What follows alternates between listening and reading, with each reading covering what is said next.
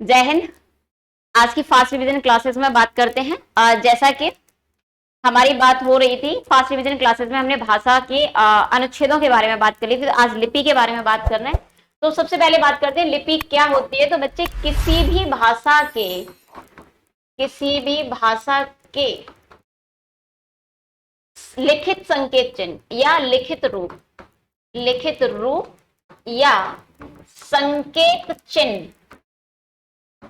चिन्ह क्या कहलाते हैं? लिपि कहलाते हैं। लिपि के किसी भी भाषा का लिखित रूप या संकेत चिन्ह उस भाषा की लिपि होते हैं। मैं एक चीज और क्लियर कर दूं कि लिपि का विस्तृत अध्ययन सामान्य हिंदी की प्लेलिस्ट लिपि और वर्ण क्लास संख्या 4 में विस्तृत रूप से कर चुके हैं। सिर्फ फास्ट रिवीजन क्लासेस है। तो लिपि क्या है? किसी भी भाषा के लिखित चिन्ह या संकेत चिन्ह। सबसे आप फिर बात करते हैं कि हिंदी की लिपि कौन सी है। तो बच्चे, हिंदी की लिपि होती है देवनागरी।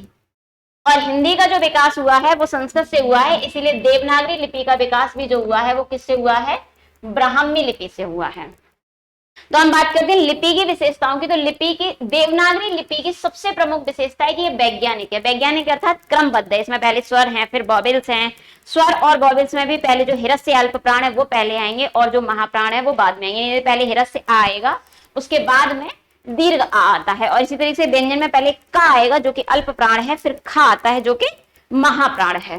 दूसरी बात, एक ध्वनि के लिए एक वर्ण और एक वर्ण के लिए एक ध्वनि की व्यवस्था है। यानी कि ऐसा नहीं होगा जैसे अगर अंग्रेजी की बात करें, हालांकि मैं अंग्रेजी भाषा की बुराई नहीं कर रही हूं, लेकिन उदाहरण के तौर पर अगर हम समझें तो कहीं कहीं हम सी से का लिखते हैं और कहीं कहीं हम सी को चा भी लिखते हैं।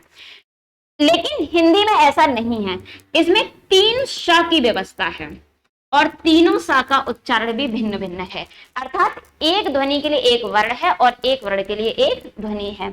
तीसरी महत्वपूर्ण विशेषता शिरोरेखा है। यानी कि हम कभी भी ऐसे नहीं लिखेंगे राम घर जाता है, जबकि इसको लिखने का तरीका प्रॉपर क्या है? राम घर जाता है। अर्थात जो हिंदी है, जो देवनागरी लिपि है, उसके सिर पर क्या है? रेखा है। तीसरी महत्वपूर्ण बात है, अगली महत्वपूर्ण विशेषता है, ये लचीली है। लचीली का अर्थ होता है कि जिन चीजों की हमें जरूरत है उनको हम अपने पास रखते हैं और जो जरूरत नहीं है उनको हम हटा देते हैं, परिवर्तित कर लेते हैं। जैसे कि आपने देखा होगा कि पहले जो भा था वो इस तरीके से बनता था और जो धा था ऐसे बनता था, या खा को हम ऐसे बनाते थे, या ई ऐसे बनती थी और झा ऐसे बनता था। लेकिन जब दुविधा की स्थिति आई, यानी दुविधा कैसी? अगर मान लीजिए रेखा पूरी हो गई तो ये भाव मां में बदलने का पूरा डर था। तो फिर हमने क्या किया? हमने अर्थात केंद्रीय हिंदी निदेशालय ने भा को इस तरीके से बनाना प्रारंभ किया, धा को ऐसे मानकीकृत किया, खा अब इस तरीके से बनता है, ई ऐसे है और झा इस प्रकार से बनता है। अर्थात लिपि कैसी है? लचीली लिपि है, जहां जिसकी आवश्यकता हमने परिवर्तन कर लिए। इसके बाद बात करते हैं कि जो लिपि का विकास क्रम क्या है, यानी किस तरीके से विकसित हुई लिपि का विकास क्रम। क्या जो लिपि हमें लिखित रूप में आज वर्तमान में मिल रही है वो ठीक वैसी ही थी, या इस लिपि का अन्य रूपों में विकास हुआ, डेवलप हुआ? तो जो लिपि है बेटा, तो सबसे पहले हमें चित्र लिपि के रूप में मिलती है, जैसे हम एक सेंस में कह सकते हैं हड़प्पा सभ्यता में भी हमें चित्र ही मिलते हैं। चित्र लिपि, बाद में सूत्र लिपि, यहाँ पे बड़ा कर लीजिएगा, सूत्र लिपि में परिवर्तित हुई। सूत्र लिपि के बाद में प्रतीक लिपि आई और प्रतीक लिपि के बाद भाव लिपि के बाद ध्वनि लिपि, यहाँ पर साइन नहीं है।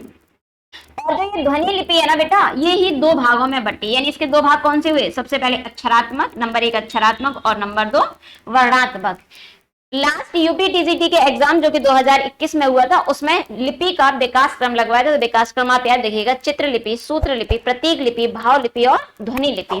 ध्वनि लिपि 2 भागों में, अक्षरात्मक और वर्णात्मक। नोट पॉइंट याद रखिएगा कि जो रोमन लिपि है, अर्थात आप कह सकते हैं कि भारत की सभी लिपियां अक्षरात्मक हैं, जबकि रोमन लिपि कैसी है? रोमन लिपि एकमात्र वर्णात्मक लिपि है। तो आज की इस वीडियो में हमने बात करी लिपि किसे कहते हैं, उसकी विशेषताएं क्या है, उसका विकास क्रम क्या है। विस्तृत अध्ययन के लिए सामान्य हिंदी वाली प्लेलिस्ट में लिपि और वर्ण संख्या 4 को आप पढ़ सकते हैं, उसे देख सकते हैं। धन्यवाद।